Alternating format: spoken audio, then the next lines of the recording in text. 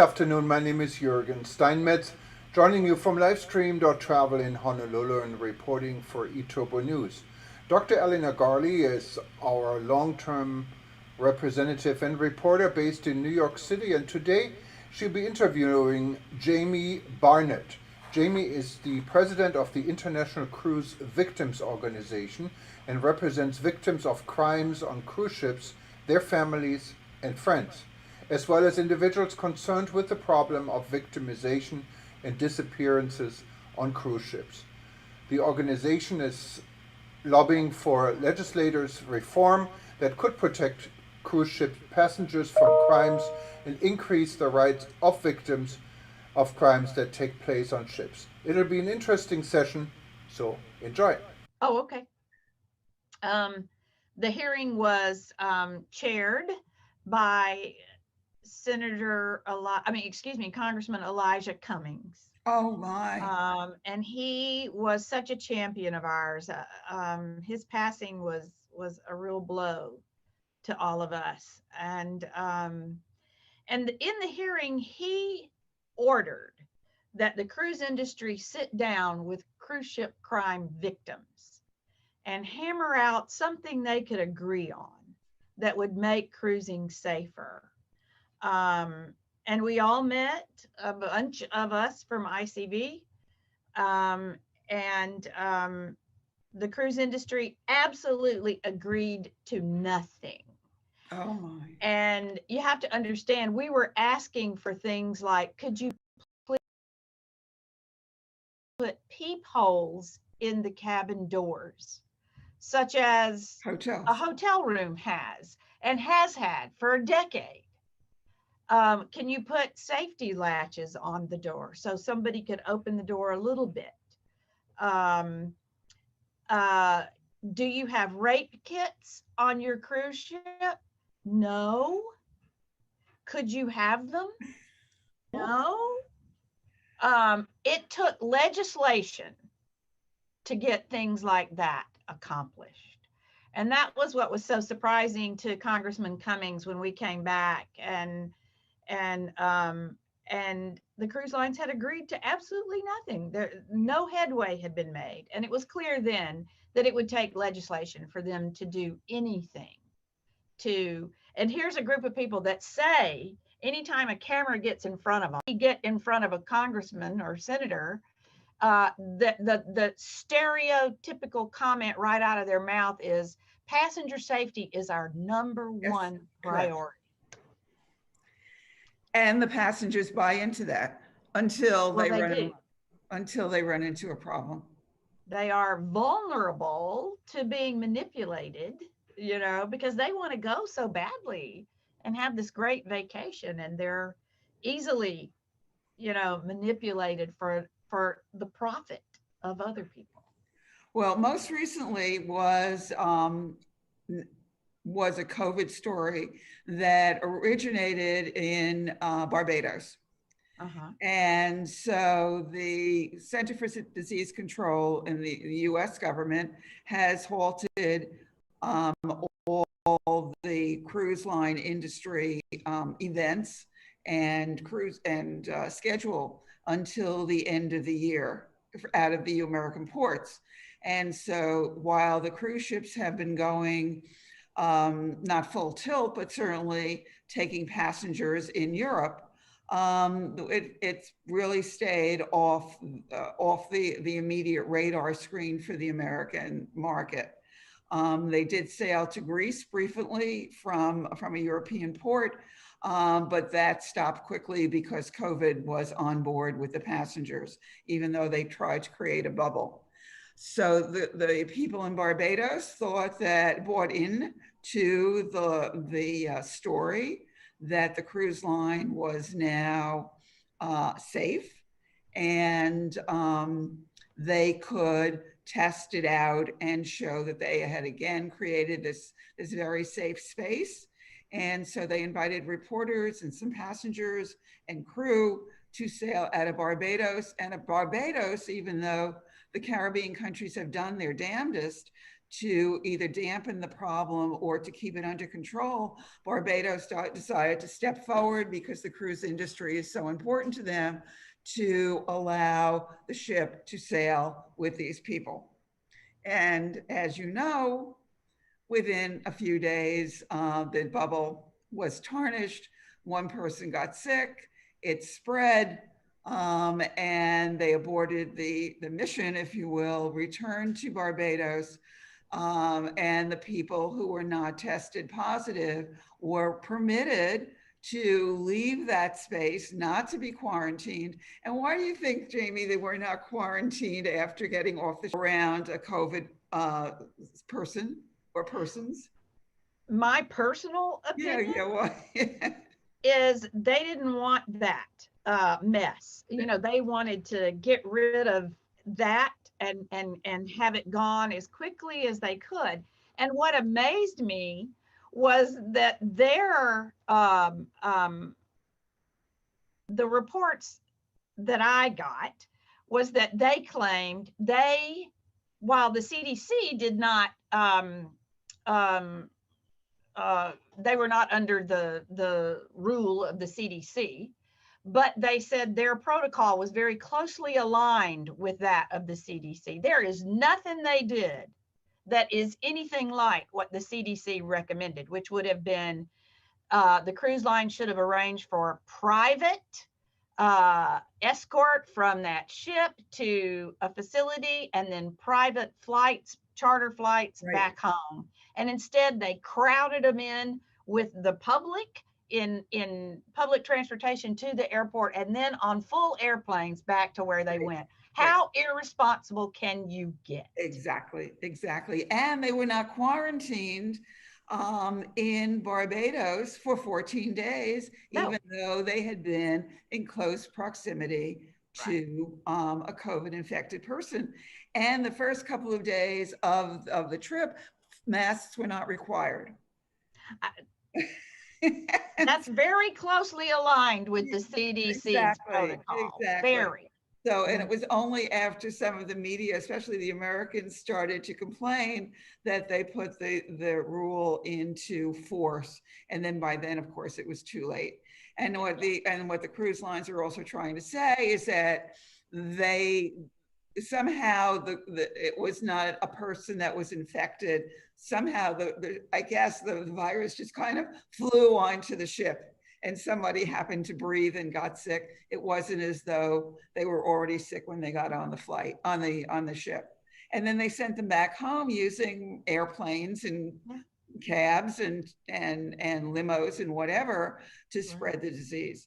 And so I did invite Barbados representatives, and they were not interested in communicating their position on this issue. Shocking.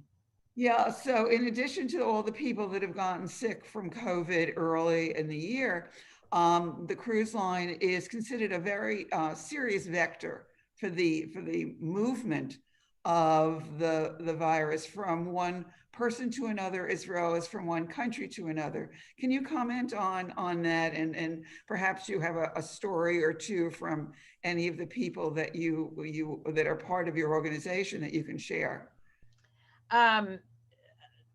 I have had people call me during early, actually one gentleman was calling me quite a bit during February.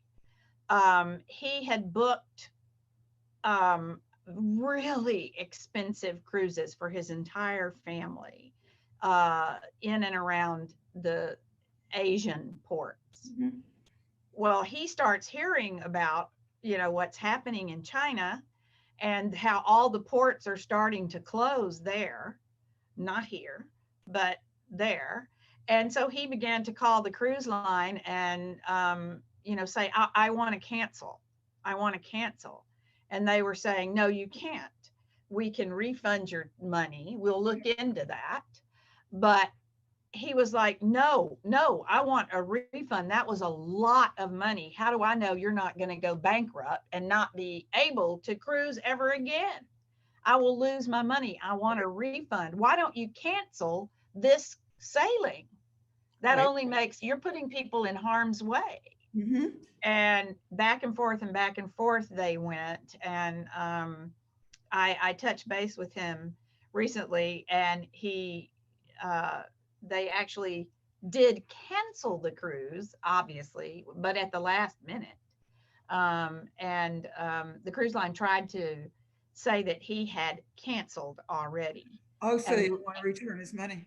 right, they didn't want to return his money. And he said, no, I did not cancel. So it was quite a fight.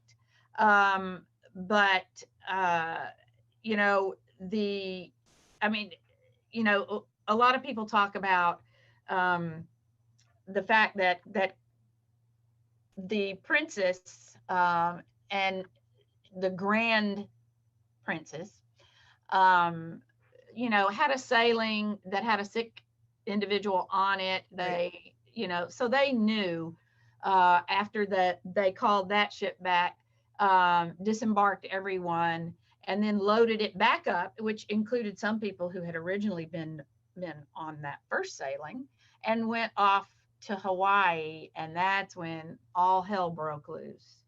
And there's just no way under the sun the cruise lines can claim they didn't realize what was at risk. So what is it? What are there's so many points of opportunity for on a cruise ship for people to get sick. Yes. One of the things that disturbs me the most, of course, is the absence of adequate ventilation. So no matter what, and the design of the ship. Right. So no matter what they do, especially if you have an inside cabin, you are a sitting duck waiting for the flu to the COVID to visit with you.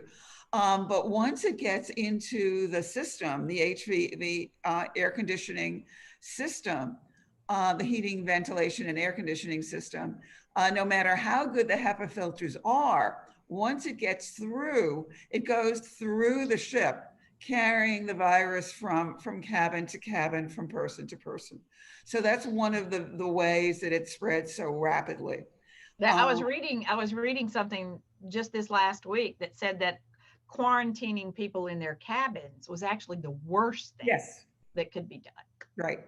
And another way, and they didn't realize this when it was happening, they quarantined people in their cabin, and then they had the crew deliver the food to the door, and the crew had the flu, had had COVID, and so they were carrying it with the food from cabin to cabin to cabin. And then, of course, the crew quarters are so terrible, so much like sardines in a closed can, that it spreads rapidly throughout the crew. So, and you're right. And prior even to COVID, we know that some of the crew members found the chemicals they had to use to clean so strong and toxic, like when they would have a norovirus out. Right. And so it was making them sick. So they would just pour the chemicals out and refill their bottles with water. That's exactly right. So you're not even really, when the cruise line now talks about, we had proper, strict disinfecting protocol. How do you know?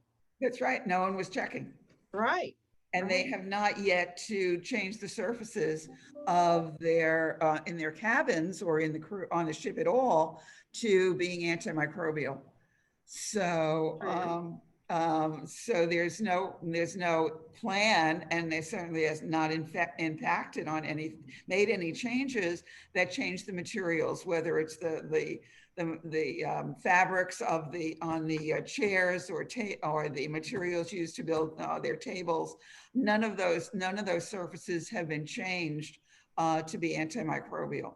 What are other touch points? What are other ways that the ship act as a vector for the pandemic?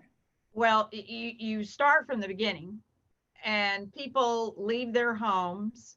They go in whatever kind of transportation they go on to get to the terminal. Some fly there, and then they're boarded, all together onto the ship. when they're on the ship, it's hard to imagine a real safe, masked, um, socially distanced setting. But then they get off, if they go to ports, they get off in the ports, they go to all the little shops, they go on excursions, lots of people there. Then they each get back on, and whoever they've come in contact with, um, is then brought into the mix of things all together. And then they go and they get off the ship, go back home, and go through that transportation channel all over again. So there's lots and lots of places just right. It was spread right starting in February and March. Yeah. From all of those people. Now you have you and the organization have come up with a list of a wish list that that you would like to see implemented that would benefit passengers. Can you share with us some of that information? Yes, I'm gonna say that there's two separate issues at play for us. Certainly right now, and the most important is COVID and the protocol and the standards that we think the cruise lines need to adopt to keep passengers, or to hopefully make passengers safe, even in COVID world. But besides COVID, there are plenty of other measures we'd like to see the cruise lines take on, and we know by history that they're not going to voluntarily do right. That it'll have to be legislated. But we want to see the reporting, crime reporting done much more thoroughly. Well, do you think that working cameras on board a ship would be useful? That's a thought. And allowing passengers who have been victimized on a cruise access to that footage is important. One of the things I think people really need to know, and the cruise lines really fight, and they have so much money, and you have to understand, like you said so beautifully, we're the only ones that are going to Washington and saying, here's my daughter who died on a cruise ship. Here's my story. Here's how she died. I'm here because me and my friends here who've also lost loved ones don't want to see this happen to anybody else. And so here I'm going to become re-victimized by having to tell this story of what happened over and over and over, but we do it. And then when we get up and leave that congressperson's office, right behind us comes the lobbyist from the cruise industry, and offers all kinds of financial support to that congressperson or senator, and quickly our story just vanishes. Well, why don't you give us some of the details of what you've introduced to the industry, which they have ignored? One of the crime statistics that we'd like to see broken down. The number one crime that occurs on a cruise ship is sexual assault. Yes. And so very, very, very few of those cases ever go to court. There are, and even fewer are successfully prosecuted. Right. What about children? Are children really safe? No. That's another one. But here's the issue. In that crime reporting, we want the public to know how many of those sexual assaults are committed against minors. Right. And the cruise industry will just fight tooth and nail and get out the really big bucks to keep legislators from agreeing to that. But we know, thanks to Senator Rockefeller and a hearing he had several years ago, I believe it was his 2012 hearing, that the actual percentage is about 33-34% of all sexual assaults Are are for committed against minors. So that's certainly something. And the cruise lines, you know, I think are, again, very easily manipulate vulnerable people into, you know, being drawn into the ads that show and say that everybody's safe, just relax, have your fruity drink, let your kids go off to the kiddie camps. And what happens is the coming and going from and to those kiddie camps, you know, kids get I know assaulted. parents have said to me when I give them a heads up when they're taking their beautiful children on board, and I said, "Are you chipping your kids so you know where they are all the time? Are you giving them phones or some other way to communicate if they get into trouble? Are you doing any surveillance of the children, or are you just sending them blithely off? Oh, we're on a cruise," they say to me, and What it's, can happen? oh yes, what could possibly happen? And they don't understand that that person, male or female person in the next cabin, just because they have the same amount of money to pay for the cabin doesn't mean that they're not The predators. good guy. They are predators, and they're investing their money in this cruise in order to find vulnerable children whose parents are at the pool or the bar, and Right. the children are unaccompanied. Yeah, So it's quite tragic. And you know, I often caution people when we travel and speak at different conferences and workshops that you wouldn't in at home just send your kids to somebody's house you didn't right, know anything about.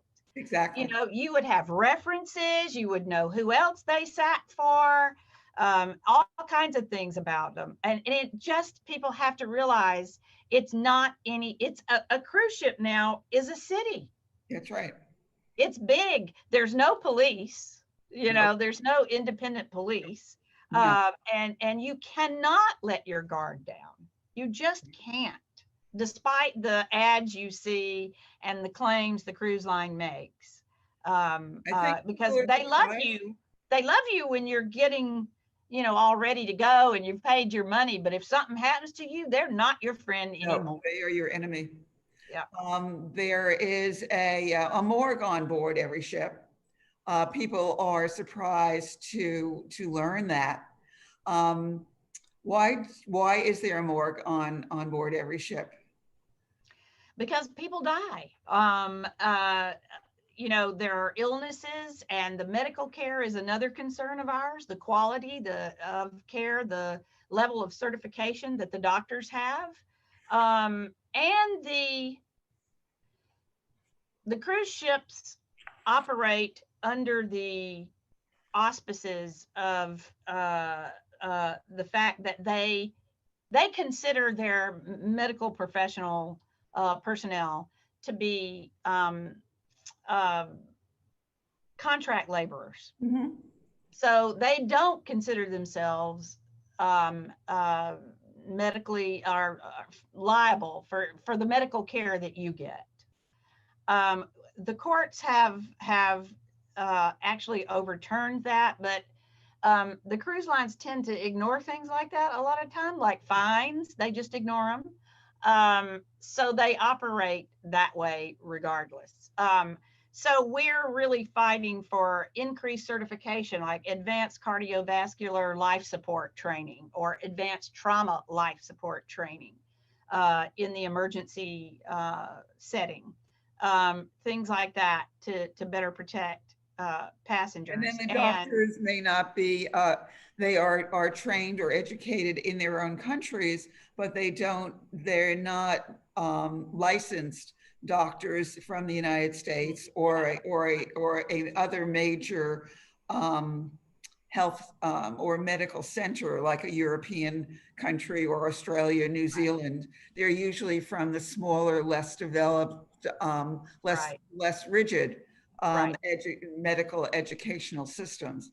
And so if you are coming on board with a potentially serious illness, you are not likely to find the medical attention that you actually need. And there you are, captive on a ship.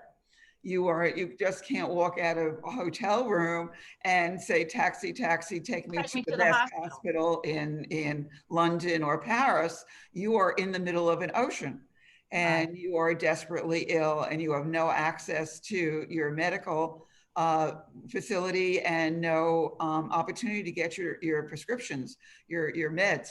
So you are at their beck and call. Another thing, and a little bit of my story that is in keeping with what we're talking about. Uh, when my daughter had her medical emergency, she was not breathing, and the her boyfriend, who she was with, went running out screaming, "My girlfriend's not breathing! My girlfriend's not breathing!" Someone called 911. It took quite a while for someone to show up, and there was no crash cart. There Oh, was no anything like that. The woman just strolled down the hall with a little oxygen tank under her oh arm. my Lord. And then it took another 20 minutes to get the physician there with a defibrillator and hook her up. I've tried to find out, do ships now have defibrillators all around, the way airports do, or hotels do, or almost any public buildings do? And I can't, I'm not certain that they do. Um, but they certainly didn't then. And, and they did none of the things that an emergency room would do. Narcan, all of the emergency measures to get someone breathing and, Right, and get the right, heart right, going right. again. And so she died. Oh my. And she, even though there was a morgue, like you Right. said, on the ship, was taken off the ship in Mexico and left there. No one stayed with her. No one from the cruise line, none of the people she was on the cruise with stayed with her. And she was, when I was notified, I was notified, but there was no, No assistance to get for you to get sorry, I there, to was get back. notified when I was, of course, I wasn't on the cruise, Right. but I was actually on vacation myself in Florida. And I was, well, Amazed. So and they, so my son went down to Mexico to be with her, and they ended up embalming her in Mexico. oh my. And then we didn't know at all why she died. Wow. And then she, to be transported back into the United States, had to be embalmed after they autopsied her. And so we had none of that bodily fluid, none of those precious fluids to really work with. And people don't understand, the kind of trauma. And That they didn't even notify you? they did. Oh, they did. Yeah. But I was in Florida. I Right. couldn't to You- Mexico. Right. And but my son went, and I flew home the next day, but it was almost a week before her body came back to the United States. And so that's one of the things that I fight really hard for, is that anyone dying on a cruise ship be allowed to be put in that morgue and to come back to the United States. Right. Rather than, Left in another subjected country. to whatever local territorial jurisdiction they're in has considers standard. Well, as we're running, I think we're running out of time. I really haven't been watching that closely, but I wanted to talk about the amount of air pollution and water pollution that the that the cruise ships contribute to our environment, since we're hopefully moving into a green period with our new president. Perhaps he and his team will focus on the pollution problems created by the cruise ships. Certainly, they have polluted the waters in the Caribbean and other countries because they dump the untreated sewage directly into the oceans, killing the reefs and killing the fish and killing all the other flora and fauna, destroying in some countries like Tonga and Vanuatu, destroying all the hotels opportunities that are built on the ocean, because people come to these oceanside hotels because of the water. And now the water is polluted to the point where in some cases you can't even go into the water that's in front of your hotel. And on certain sides of the cruise ship, the air is so polluted, you might as well be in the middle of Beijing in the summer for the numbers of particles that are put into the air from the cruise ship that again are not filtered as they leave the ship. Yes, and I'm certainly not an expert on the environmental impact that cruise ships have on our planet, but I know it should be a huge concern of everyone's.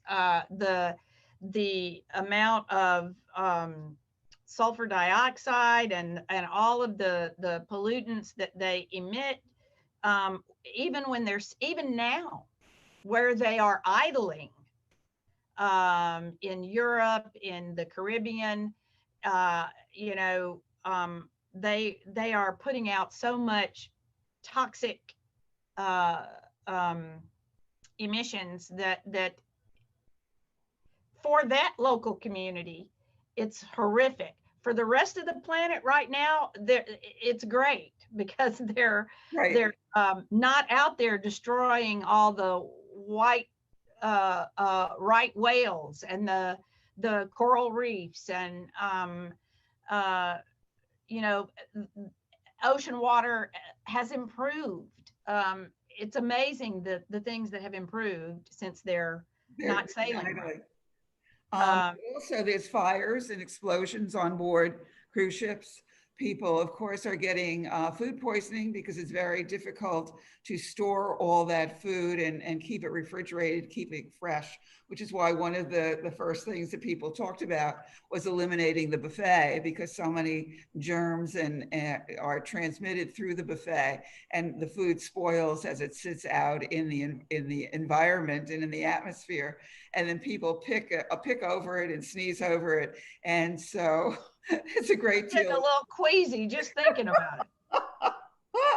Oh, and then ships are able to get stranded and then you need to be air vac or helicoptered off your ship because it's gotten caught on a rock or something else that makes it stranded. Yeah. And one of the things that, just first and foremost is that I don't think people realize, and let's just talk about Americans in this instance for a minute, don't realize that if they buy their ticket, from what they think is an American company, that, it's Carnival, their headquarters are right there in Miami. That's an American company. And I go there and I get on this ship in America, and then it's going to travel around and it's going to come back to America. I'm good. They have no idea that when they get out beyond U.S. territorial waters, they have just lost every right and every law that protects them as a U.S. citizen, because then they're on what's known as the high seas, and the jurisdictional. I think that the investigative agency in charge of anything that happens to someone, an American, on a cruise ship on the high seas, is the FBI. And I think that if you interviewed 100 different FBI agents, you would get 100 different explanations of how the jurisdictional procedure goes. Because if you're an American and you're raped or you're murdered on a cruise ship on the high seas, and the next port you go into is notified, but so is the ship's country of registry. Mm-hmm. None of the ships are registered in America. Right, for the following reason, which is tax. To avoid taxes. To avoid laws. Right, and the labor laws, they don't have labor laws, safety laws, OSHA standards, all of that. And so they're notified that flag state, their registry, the country they're registered in. And of course, they're usually countries that are very small and underdeveloped, and they don't have the means or the willingness to come investigate what happened to some American, 2,000 miles away. And so then the port that they enter into, say it's Mexico, the captain has to notify that port that a crime scene is entering their country, their territory. And they then have the right to come on, trample through the crime scene, and investigate, and so on with every port you go to, until you finally get back to the United States, when the FBI finally boards the ship and then says, hey, we got no evidence. I don't. Right, exactly. We got nothing. Very, so very. You get no justice. No. None whatsoever. Well, if they want to get in touch with you, Jamie, and share some of their experiences or lend their support or insight into the difficulties and challenges of either being a passenger or even being an executive or a crew member on a cruise ship, where do they reach you? Our website is www.internationalcruisevictims.org. And that's a good way to find any of us. Just go on that website or find us on Facebook. We have internationalcruisevictims.org Facebook page as well. Well, thank you very much. It's been wonderfully enlightening, and thank you for educating us. Thank you for allowing us to get that story out, Eleanor. Thank you. Thank you. Bye-bye. Bye.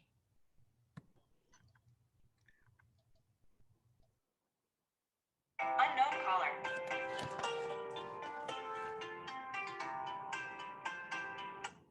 Yes, it's Eleanor. Oh, hi. I'm doing fine.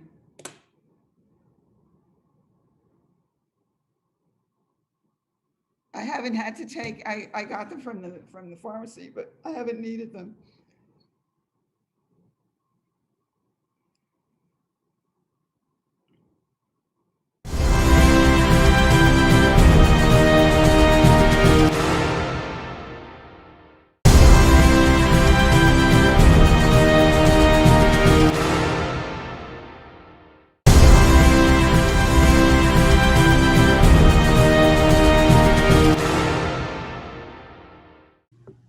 Aloha and good morning.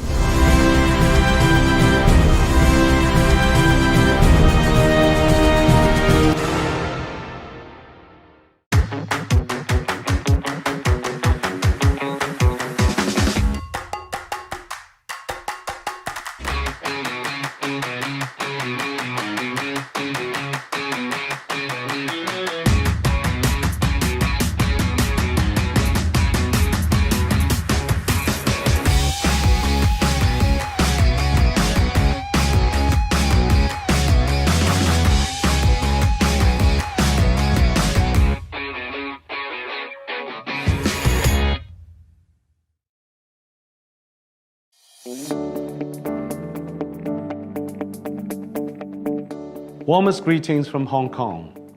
It is my tremendous honor to join Keith from the Singapore Tourism Board at this historic moment as we see the launch of the region's first bilateral all-purpose and quarantine-free travel bubble since the beginning of the COVID-19 outbreak.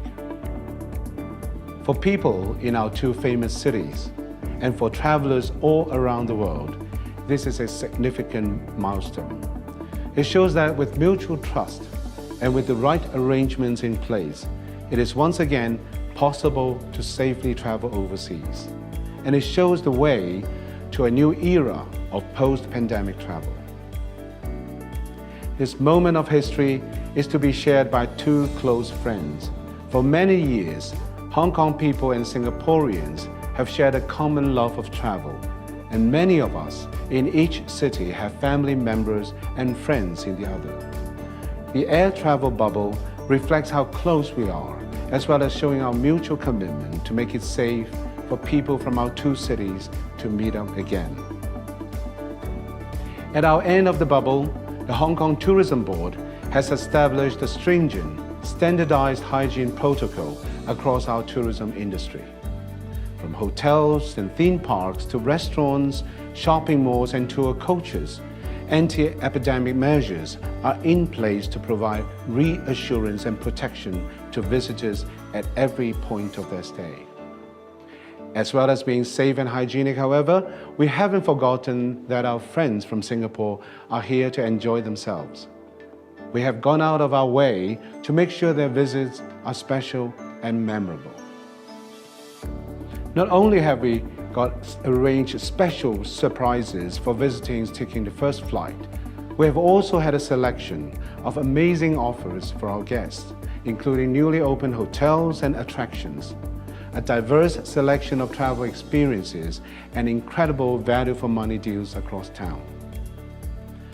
I look forward to welcoming our pioneering guests as they tour our cities as trailblazers, lighting a way for the visitors from around the world. I'm excited to see the first bubble flight about to take off soon. 各位香港朋友，你好。Dear friends in Hong Kong, today I'm delighted to join Dane from the Hong Kong Tourism Board to mark this historic occasion. The launch of the Singapore-Hong Kong air travel bubble represents a significant milestone that demonstrates the deep connectedness and close friendship between our two cities. This move is also a signal to the world that our cities have kept COVID-19 under control. This has given us the confidence to reopen our borders to each other. In fact, I hope that Hong Kong and Singapore can be a model for the rest of the world, showing the world how we can revive international travel safely. I know many Singaporeans are looking forward to visiting the great and buzzing city of Hong Kong. We certainly look forward to welcoming you to Singapore. In the past 9 months, our tourism industry has not stood still, but has come up with new products, offerings and experiences that will surprise you, even if you have been to Singapore before. These include aqua gastronomy, a beautiful underwater dining experience at the Southeast Asia Aquarium in Resorts World Sentosa, and the Changi Jurassic Mall, an outdoor display of lifelike dinosaurs along a new bike and walking path that connects Gardens by the Bay in downtown Singapore all the way to Changi Airport. Singapore's beautiful gardens, parks, nature reserves, beaches and islands have also become more accessible, and you might discover more wildlife there too. As a simple gesture of gratitude, the tourism boards of Hong Kong and Singapore have lined up special gifts for our first batch of travelers on the air travel bubble. Travelers can also look forward to other attractive promotions, including some 70 hotel deals that are available on visitsingapore.com, our one-stop portal for visitors. I also want you to know that we take your health, safety and wellness very seriously. We have reopened our tourism businesses with careful and safe measures in place. For example, you will encounter many businesses with the SG Clean mark. This is a nationwide effort to certify businesses and tourism establishments that meet high standards of cleanliness, hygiene, and sanitization. With Singapore's strong track record, I am confident that Hong Kong travelers can explore Singapore with peace of mind. It has been many months since we were able to welcome our friends from Hong Kong. We have missed you, and we look forward to seeing many of you soon. Thank you. See you in Hong Kong. See you in Singapore.